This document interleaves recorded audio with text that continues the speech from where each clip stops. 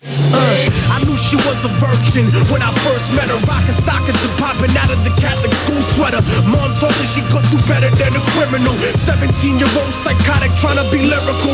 I never meant to break her heart and hook up her life, but I was careless instead of treating her right. I seen her again at some club stripping and wondered if I could have made her life different. I made a mistake.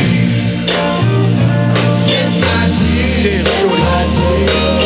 All right, folks, we are live this Friday, May 8th, 2009, and boy, does time fly when you're doing 7 hours of radio a day. I am Jason Bermas. This is the Infowarrior. We're going to try to cover some of the news that we were unable to cover at the Alex Jones Show. At the very end of the show, I ran through about 10 different news stories I missed.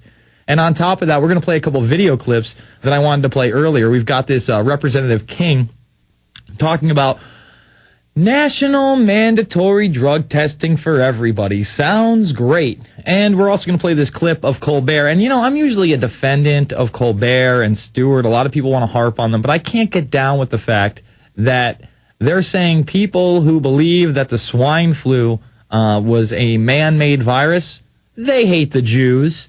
Of course, they must be anti-Semitic if they're trying to expose what's really going on in the world. And by the way, Baxter is now saying that they never, ever, ever released that vaccine. We're going to go over that story. You know, let's go over that one right now. By the way, we're also going to have R.J. Harris on, who's running for a congressional seat in Oklahoma. That's coming up in the second hour. Otherwise, we're just going to straight take your calls and blitz through news. It's 866-582-9933. Government nods to preferential purchase of anti-flu medicine. The outgoing Czech Republic government on Monday accepted the offer of the preferential purchase of 12 million doses of a vaccine against the new flu, given to it by a pharmaceutical company seated in the Czech Republic. The cabinet approved the acceptance of the offer unanimously.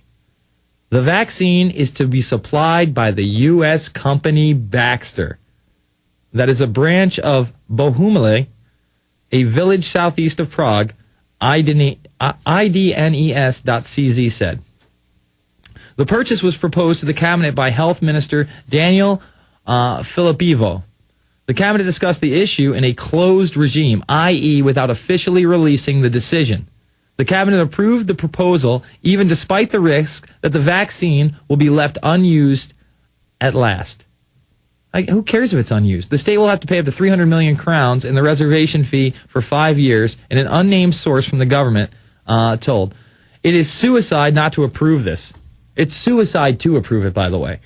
The cost amount of an annual 30 crowns per citizen, outgoing Labor and Social Affairs Minister Peter Nikas is quoted as saying, the cabinet chose the Baxter company without launching a tender reportedly because only Baxter is capable of producing the vaccine in 3 months.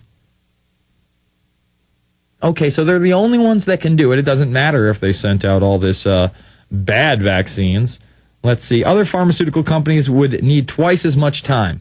IDNES points out that it was Baxter who in February tried to cover up the fact that its Austrian branch had sent medicines infected with bird flu viruses to the Czech Republic and 13 other regions, by the way. Protesting against this assertion, Baxter's spokeswoman, Jana Kachova, said the material in question was no medicine contaminated with bird flu virus, but a material set for test purposes in research labs. Do you hear the spin? They send out the bird vaccine with 2 live bird flu viruses in it and a live human flu virus, and she acts like it doesn't happen. Oh, no, that was just for experimental purposes. Give me a break. Let's see. The material was not designed for new production or applications to humans. That's bull. The WHO has recently registered 1,490 confirmed cases of human catches of the new swine flu, which some say threatens to cause a pandemic. 30 people evidently died of the flu, almost all in Mexico.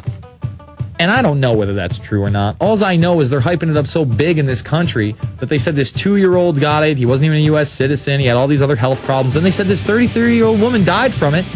But then you actually listen to the report. We're going to play it again. And they say, well, we stopped short of saying that she actually died from this new swine flu. It's the Infowarrior with Jason Bermas. Back after this with your calls.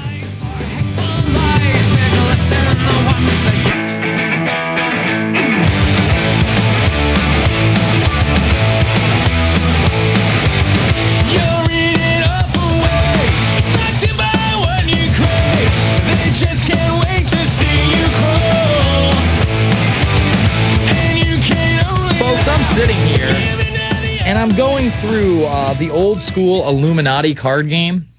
Now, apparently there was about 409 separate cards. Somebody sent us a full deck with some extra cards. This is kind of like one of those Magic the Gathering or Dungeons and Dragons and that sort of thing. Now, it started in 1982, and the last print of these things was in 1994, 15 years ago. Let me say that again, 15 years ago. In the upcoming segment, I am going to break down how many of these cards are just so ridiculously on point.